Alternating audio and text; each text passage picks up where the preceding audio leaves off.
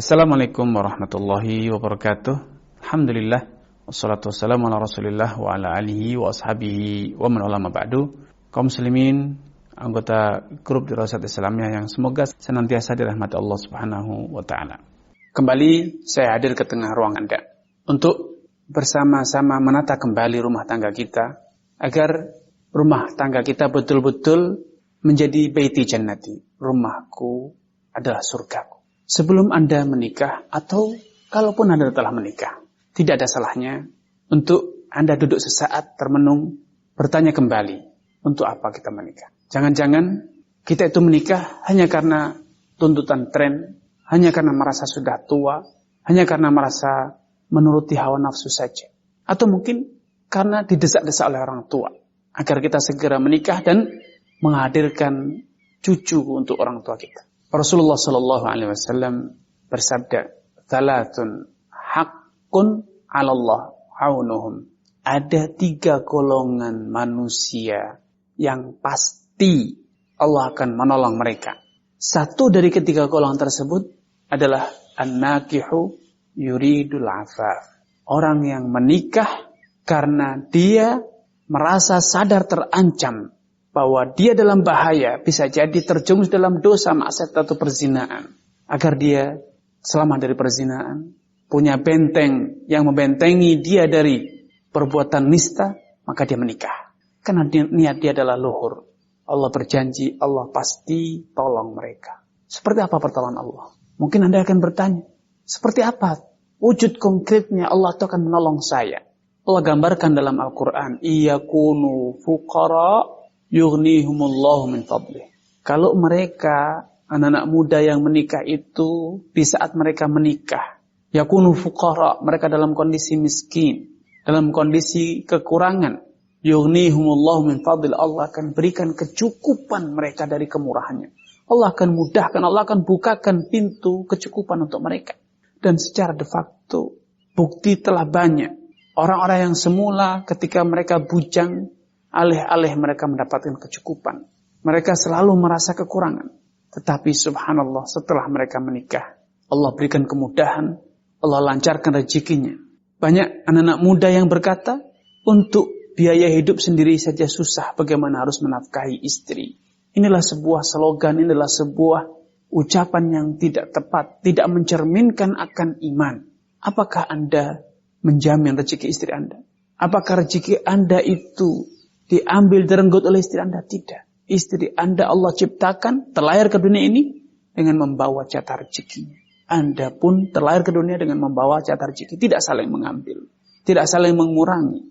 Namun ketika Anda menyatukan tekad dengan seorang wanita, menyatukan tekad dengan seorang pria untuk menjalin satu ikatan suci, yaitu pernikahan, sucinya niat Anda yang menikah dalam rangka membentengi diri dari perbuatan maksiat, diapresiasi Allah Subhanahu wa taala dengan sebuah janji, iyakunu fuqara. Kalau mereka miskin, akan Allah berikan kecukupan kepada mereka. Karenanya, pada kesempatan ini saya mengajak Anda untuk kembali memetakan, menjawab pertanyaan yang sangat prinsipal, sangat mendasar dalam kehidupan rumah tangga setiap muslim.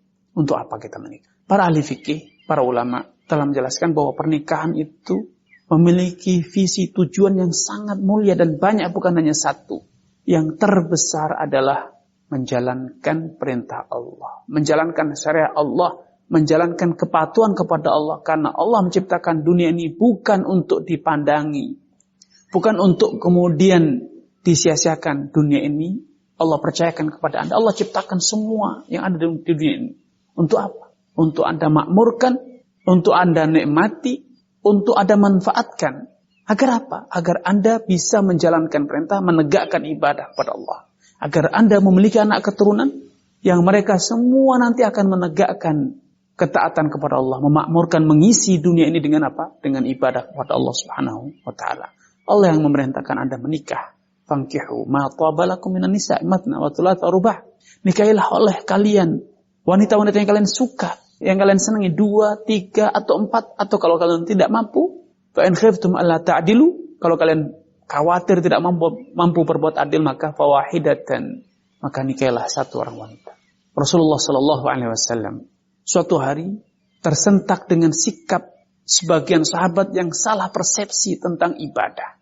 Mereka mengira bahwa ibadah itu kontraproduktif, bertentangan dengan pernikahan. Kenapa? Pernikahan itu adalah melampiaskan nafsu, berfoya-foya, bersenang-senang. Sedangkan ibadah itu konsentrasi, bermunajat kepada Allah. Subhanallah. Sehingga mereka apa yang mereka lakukan? Mereka berikrar untuk tidak menikah.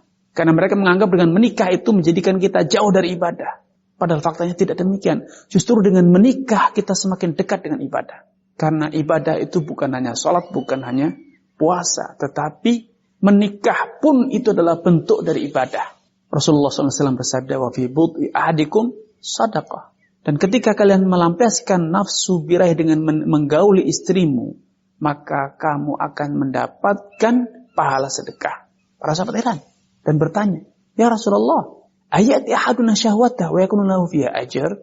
Ya Rasulullah, apakah kita melampiaskan syahwat nafsu kita, kemudian kita mendapatkan pahala? Ini satu yang menakjubkan, satu yang aneh. Nabi memberikan satu gambar. Ara'aita law wada'aha fi haram akan alai wizr. Allah menciptakan kalian sebagai manusia yang normal. Lelaki ataupun wanita diciptakan dalam kondisi punya nafsu. Coba pikirkan. Kalau dia lampiaskan nafsunya di tempat atau dengan cara yang haram, bukankah dia dapat dosa? Fakadzalika law wada'aha fil halal. Demikian pula kalau dia melampiaskan nafsu itu dengan cara yang halal. Kenapa? Dapat pahala.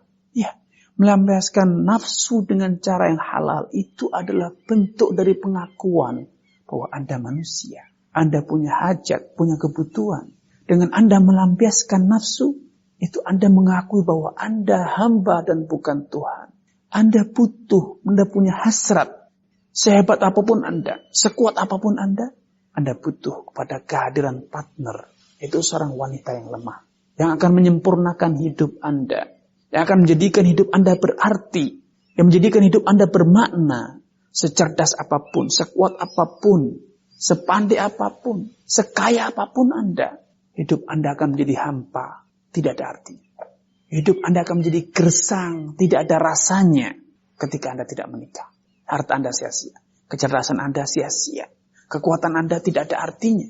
Tetapi dengan Anda menikah, Anda merasakan dunia ini terasa indah. Kekayaan Anda memiliki arti, ketampanan Anda ada artinya, keperkasaan Anda ada rasanya. Dengan menikah, sehingga itu akan semakin mengantarkan Anda bahwa ternyata Anda makhluk yang lemah. Walaupun Anda punya, Anda tidak akan bisa merasakannya. Anda memiliki, tapi Anda tidak bisa menikmatinya. Kecuali dengan hadirnya partner Anda, yaitu istri.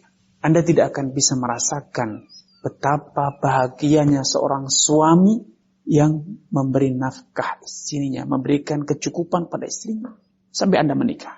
Dan ketahuilah, salah satu surat yang istimewa, bahkan oleh Nabi dikatakan sebagai sepertiga Al-Quran, adalah ayat atau surat yang menggambarkan, menceritakan akan fakta ini. Qul huwallahu ahad. Katakan Muhammad bahwa Allah itu Maha Esa. Lam yalid wa lam yulad. Allah tidak pernah beranak dan Allah tidak pernah diperanakkan. Anda menikah agar Anda bisa menyadari fakta ini. Siapapun Anda adalah anak manusia lain, anak wanita lain, anak lelaki lain. Dan siapapun Anda memiliki anak dan butuh kepada kehadiran anak. Dulu Anda butuh kepada orang tua Anda. Tanpa mereka Anda binasa, tidak mungkin hadir ke dunia ini. Sehingga jangan pernah mengaku sebagai Tuhan, karena pada suatu saat Anda tidak pernah ada di dunia ini. Anda pada suatu periode lam yakun syai'an madhkura, tidak pernah tersebut, tidak pernah ada. Dan setelah Anda, jangan sombong, jangan lupa bahwa Anda kemarin tidak ada. Hadir karena hubungan lelaki dan wanita. Dan kemudian setelah Anda dewasa, menginjak umur, secara alami, secara natural, jiwa Anda bersuara, jiwa Anda menjerit. Untuk apa? Butuh kepada kehadiran seorang anak. Untuk menjadikan Anda merasa sebagai manusia yang sempurna. Lelaki yang sempurna, wanita yang sempurna. Apalah artinya laki-laki ketika dia tidak bisa melahirkan seorang anak? Apalah arti seorang wanita ketika dia tidak bisa hamil dan menghadirkan seorang anak? Semua orang menyadari itu. Sehingga dengan lahirnya anak, dengan proses pernikahan, Anda betul-betul akhirnya sampai pada satu titik bahwa Anda bukan Tuhan, tetapi Anda adalah hamba Allah. Sehingga ketika Anda mengingat orang tua Anda akan teringat, saya terlahir dari lelaki dan wanita. Berarti saya bukan Tuhan. Dan saatnya nanti Anda melahirkan seorang anak, berarti Anda bukan Tuhan, karena Tuhan itu lam yalid wa lam yulad. Sebagaimana Anda dalam rumah tangga, Anda bisa jadi bukan satu-satunya anak, tetapi Anda punya saudara. Di kampung itu, Anda juga bukan satu-satunya anak. Banyak teman sejawat Anda, seumur dengan Anda, sebaya dengan Anda, yang membuktikan bahwa Anda bukan Tuhan. Karena apapun yang Anda bisa lakukan, bisa dilakukan oleh teman-teman Anda. Sehingga pernikahan ini, manfaat terbesarnya adalah membuktikan, mengantarkan Anda untuk mengakui bahwa Anda hamba, bukanlah Tuhan. Fir'aun, laknatullah alaih, lupa akan hal ini. Keberhasilan, kekayaan, kekuasaan dia, menjadikan dia lupa daratan. Sehingga dia mengatakan, Ana rabbukumul a'la. Aku adalah Tuhan kalian yang paling perkasa, paling berkuasa di sini.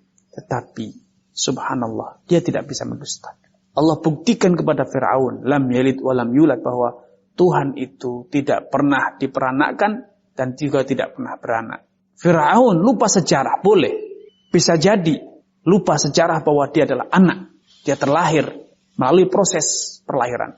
Tetapi seperkasa apapun, sedikdaya apapun seorang, dia tidak bisa melawan hati nuraninya bahwa dia rindu untuk bisa menimang seorang anak. Dia seorang manusia biasa. Seperti apapun sombongnya, hati nuraninya akan berkata, kehadiran seorang anak yang dia cium, yang dia timang, yang dia goda, itu adalah salah satu kunci kebahagiaan hidup dia di dunia ini. Maka Allah jadikan Fir'aun mandul. Fir'aun tidak punya anak keturunan. Sehingga akhirnya dia tergoda untuk mengangkat anak. Maka dia ambil Nabi Musa alaihissalam yang oleh orang tuanya telah diletakkan dalam sebuah peti dan kemudian dihanyutkan ke sungai Nil. Kemudian diambil oleh Fir'aun secara sembunyi-sembunyi. Dia mengira tidak ada yang mengetahui. Dia rawat. Dia ingin melampiaskan sebagian dari nalurinya sebagai manusia biasa. Menimang anak. Subhanallah. Sehingga kehadiran pernikahan itu salah satu manfaatnya adalah untuk membuktikan bahwa Anda manusia, bukan Tuhan. Karena Tuhan itu lam yalid wa lam yulad. Karena itu ketika Anda ingat orang tua Anda, ingatlah bahwa Allah lam yalid wa lam yulad. Ketika Anda ingat kepada anak Anda, katakan bahwa Allah itu tidak pernah lahir dan tidak melahirkan. Ketika Anda rindu kepada istri Anda, naluri sebagai seorang laki-laki, atau naluri sebagai seorang wanita, ingin disayangi, ingin dilindungi, Anda rindu kepada pasangan Anda, maka itu adalah satu petir yang menyambar nalar Anda, agar Anda sadar bahwa Anda bukanlah Tuhan. Yang namanya Tuhan itu walam yakul lahu kufuwan ahad. Allah tidak punya partner. Allah tidak punya pesaing. Allah tidak punya pasangan. Subhanallah. Tidak ada yang bisa menyaingi Allah subhanahu wa ta'ala. Wallahu ta'ala a'lam. Wassalamualaikum warahmatullahi wabarakatuh.